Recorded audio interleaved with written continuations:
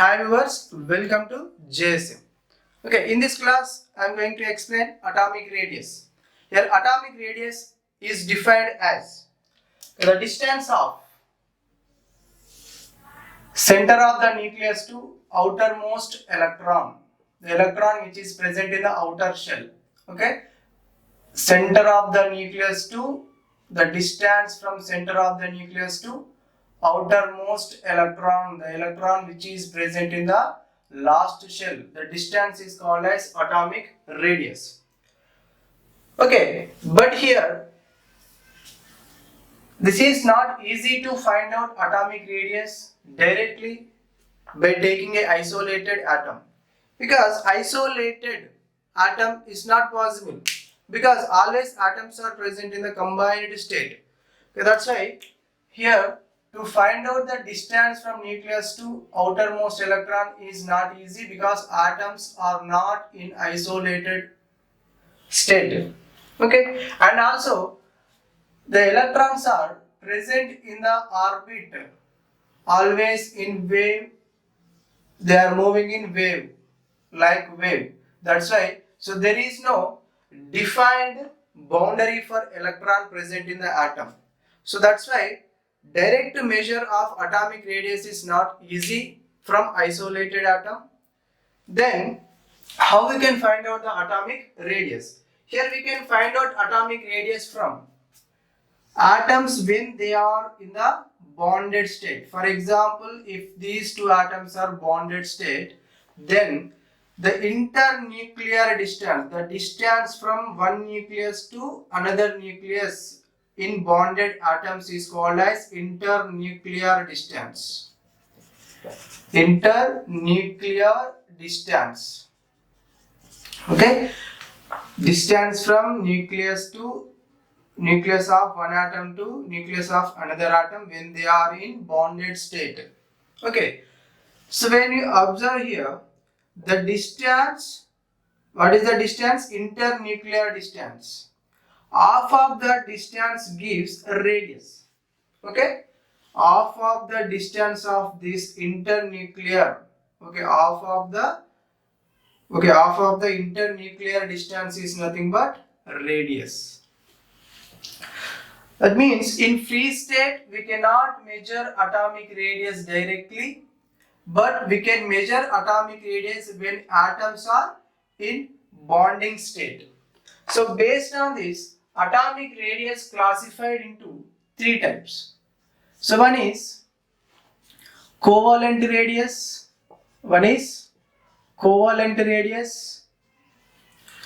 second one is van der Waals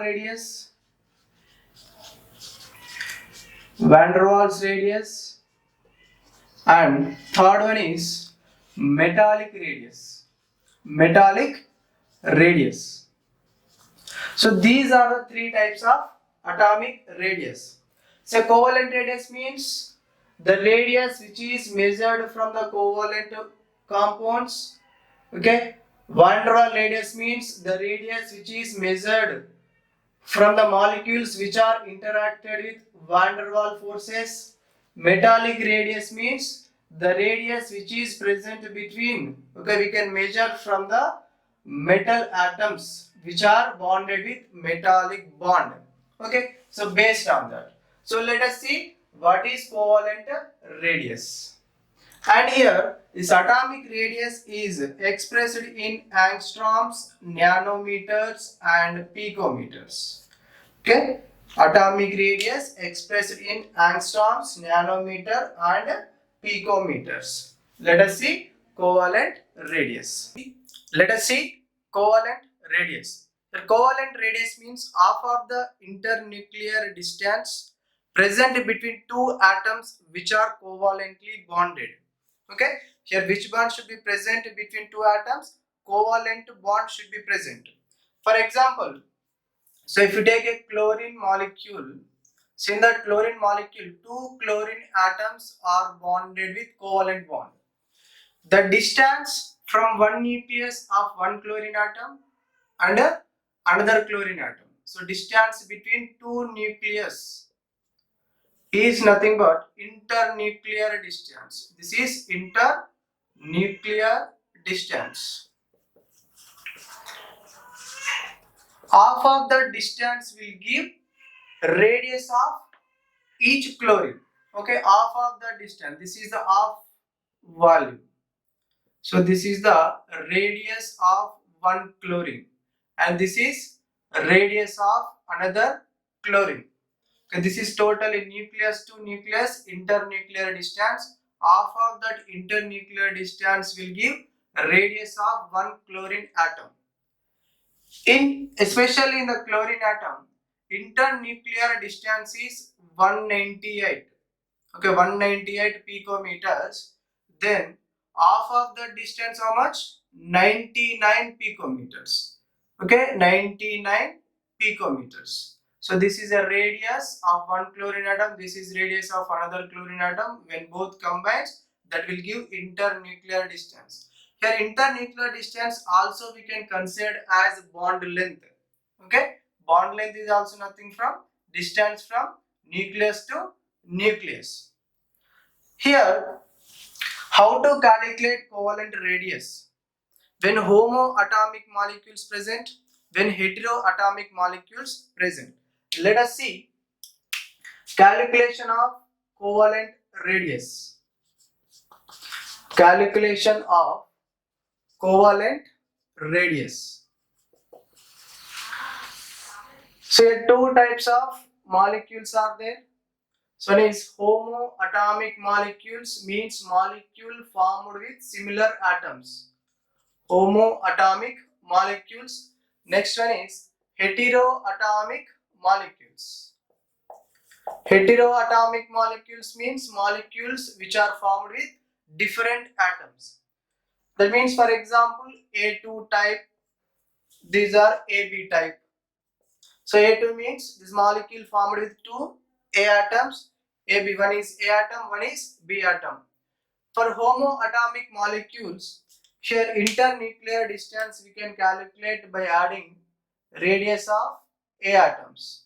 So distance between A and A means nucleus of A and nucleus of A. So that is equal to radius of A atom plus radius of another A atom. When they are covalently bonded, A atom and A atom, so radius of this A atom plus radius of another A atom, that will give Ra plus Ra, that will give internuclear distance. Then we can write distance, internuclear distance, then 2Ra. Then if you want Ra, radius of a particular atom, then we can write d internuclear distance by 2. That means half of this is the internuclear distance, by 2 means half of the internuclear distance will give radius of one particular atom. So when heteroatoms are present, here hetero molecules are present here. Between both atoms, if less electronegativity difference is present, okay, this is heteroatomic molecule, also classified into two types. In that, first one is less electronegativity difference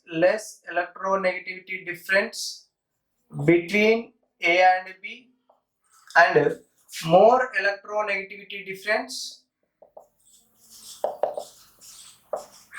between A and B. So when less electronegativity difference between A and B, we can calculate internuclear distance between A and B by adding radius of A and radius of B. So when you see this, more electronegativity difference is there between A and B. Here one formula is there to find out the internuclear distance, that is internuclear distance between AB equal to radius of A plus radius of B minus 0.09 into chi A minus chi B. So chi means here electronegativity of A, and the chi B means electronegativity of B. So electronegativity symbol is chi. So this is the electronegativity symbol. Okay, when more electronegativity difference present between this A and B atoms, then to calculate the internuclear distance and radius of A and radius of B, so we have to use this formula, that is DAB, internuclear distance equal to RA plus RB minus 0.09 into chi A minus chi B. So like this we have to find out the covalent radius for homoatomic molecules and heteroatomic molecules. Let us see the metallic or crystal radius. So metallic or crystal radius means half of the internuclear distance present between two adjacent atoms present in a metallic close packed crystal lattice. Okay, for example, if you take a copper metal, so copper metals are closely packed in a lattice, crystal lattice like this. So in that, take any of the adjacent atoms, for example I am taking here two adjacent atoms. First we have to know internuclear distance. Okay, this is the internuclear distance, nucleus of one atom to another atom is called as internuclear distance. For copper atoms, internuclear distance is 256 picometers. That is 256 picometers is the internuclear distance, 256. Half of that internuclear distance will give metallic radius. Okay, half of the internuclear distance, radius of one copper from here to here, so radius of another copper. So what is the value here? 256 by 2, that is 128 picometer is the metallic or crystal radius of copper in this particular crystal lattice. Okay, so like this metallic radius is calculated, half of the internuclear distance. Okay, let us see van der Waals radius. Here van der Waals radius means the internuclear distance, half of the internuclear distance present between two atoms of different molecules. Here atoms are present in different molecules. We are finding out internuclear distance between two atoms, so which are from different molecules, not within the molecule, from adjacent molecules. Okay, so that half of the distance is called as van der Waals radius. So because the interactions present between the two molecules is van der Waals forces. For example, if you take a chlorine molecules, for example here one chlorine molecule is present and here one chlorine molecule, we are taking Cl2 molecule. This Cl2 molecule and Cl2 molecule interacted with each other by van der Waals forces. So by van der Waals forces.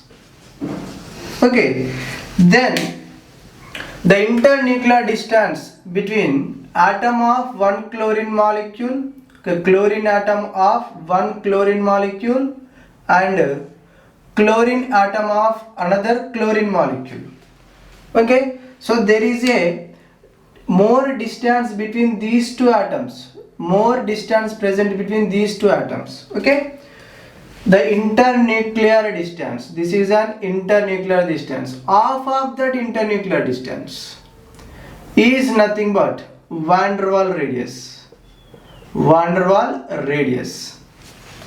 Okay, half of the internuclear distance between two atoms of different molecules is nothing but van der Waals radius. Okay, so this van der Waals radius, most of the cases we measure in noble or inert gases. Here when you see this molecule, so in chlorine molecule internuclear distance is 360 picometers. Distance is 360 picometers. So what is the half of that internuclear distance? That is 180 picometers. 180 picometers here and 180 picometers here, 180 plus 180. So radius of this chlorine and radius of this chlorine when they are interacted with van der Waals forces. Already we have seen that covalent radius. Okay, here covalent radius is present. Okay, these are the two chlorine atoms. This is one chlorine atom, this is one chlorine atom. They are bonded with covalent bond. They are covalently bonded. Then this distance is internuclear distance. From this internuclear distance, if you calculate the radius, that radius is called as covalent radius. This is radius, but which radius? Covalent radius, because these two atoms are covalently bonded. Here these two atoms are interacted. This is not pure bond, that is just interaction present between two chlorine molecules. Okay, this is called radius. Which radius? Van der Waals radius, because okay, these two molecules are interacted with van der Waals forces. So these two atoms, this radius is called as covalent radius because okay, these two atoms are covalently bonded. Okay, that is the difference between van der Waals radius and covalent radius. So let us see the comparison between three types of radiuses. Okay, we have three radiuses. Comparison between covalent radius and metallic radius and van der Waals radius. Van der Waals radius. So when you compare here, covalent radius, when you observe the covalent radius, here atoms are covalently bonded. So covalently bonded means there is a overlapping of orbitals takes place. Due to that overlapping, the distance between two nucleus is very less. When internuclear distance is less, radius also less. When you observe the metallic radius, here there is no orbital overlapping. When there is no orbital overlapping, internuclear distance is more. When internuclear distance is more, automatically radius also more. So when observe the van der Waals radius, in this van der Waals radius, we are taking atoms of adjacent molecules, not from the similar molecule.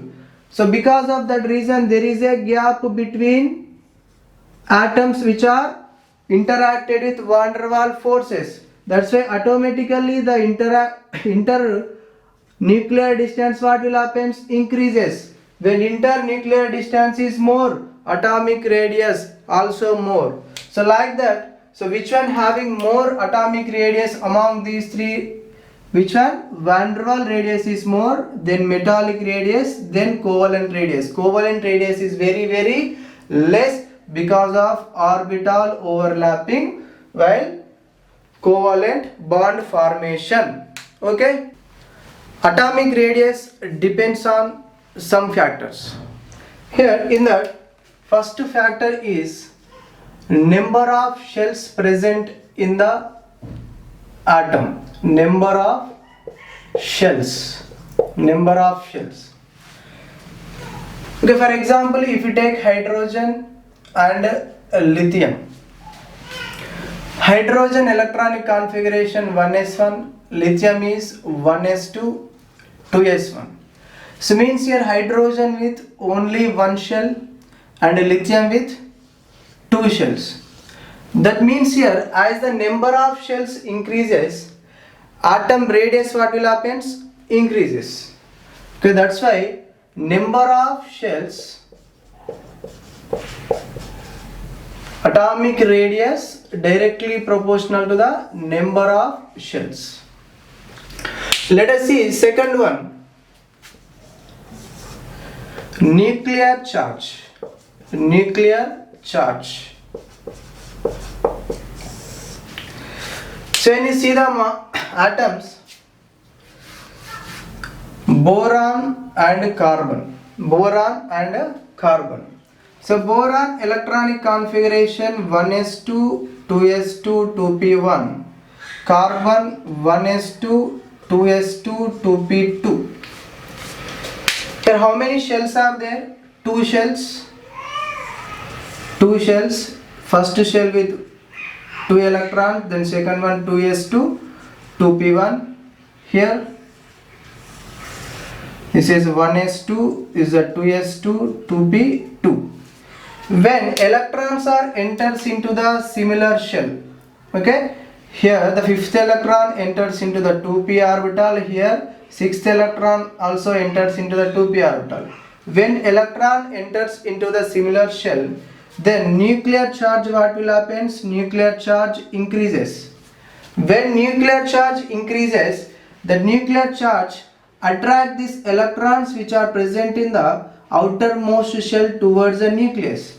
Then what will happen? Size decreases. That's why what we can say here, atomic radius is inversely proportional to the nuclear charge. Means when the nuclear charge increases, size decreases. When you compare boron and carbon, in boron nuclear charge is less, but in carbon nuclear charge is more. That's why this nucleus attracts this electron towards the nucleus very strongly. That's why size, what will happen? Decreases. Third factor, number of bonds. Number of bonds between two atoms. So for example, between carbon atoms, single bond, here double bond, here triple bond is present. Here, as the number of bonds between two atoms increases, internuclear distance means bond length decreases. When internuclear distance decreases, atomic radius also decreases. That's why here, which one having more atomic radius? So this one having more atomic radius, this one with least atomic radius. Okay, because here internuclear distance is less because of triple bond, here internuclear distance is more because of single bond. Okay, then what we can write here, atomic radius is inversely proportional to the number of bonds between two atoms. As the number of bonds between two atoms increases, atomic radius will be decreases. Let us see next factor, screening effect. That is the fourth factor here, screening effect or shielding effect. Screening effect or shielding effect. Shielding effect. So what is screening effect or shielding effect? So let us see. Let us take an atom. Okay, in that atom, first electrons fills in first shell. That is first shell 1. Here 1s2. After filling first shell, then electron enters into second shell 2s2, then 2p6, then 3s2. After that 3p6. After filling of 3p orbital, next electron enters into the 4s. Okay, 4s means 4s1 or 2. 4s1, 4s2. Okay, 2 electrons we can fill here. After filling of 4s2, then electron enters into the 3d orbital, 3d1, 3d2, 3d3 up to 3d10. So that means here, when electrons enters into the inner shell after filling of outer orbital, okay, here fourth shell is the outer orbital, then third orbital is the inner orbital. After filling outer orbital, electron enters into the inner orbital. Then number of electrons in the inner shell, what happens? Increases. When the number of electrons in the inner orbital increases, those electrons are screens the nuclear charge on outermost electron.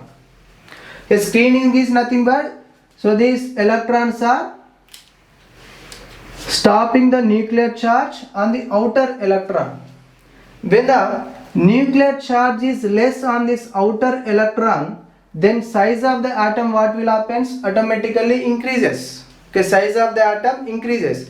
When nuclear charge more on this outer electron, this nucleus attract that electron towards it, then size decreases. But here what happening? This nuclear charge decreases. Why nuclear charge decreases on outermost electron? Because of inner electron. Okay, because of more number of electrons in the inner shell, these electrons are stops the nuclear charge. Okay, these inner electrons stops the nuclear charge towards the 4s electrons. Okay, the electrons present in the outer shell. So that's why size what will happen? Size increases. So like this, 4 factors which affects the atomic radius. So what is the first one? Number of shells. As the number of shells increases, atomic radius increases. Next, nuclear charge. As the nuclear charge increases, atomic radius decreases. Next, number of bonds between two atoms. As the number of bonds between two atoms increases, atomic radius decreases.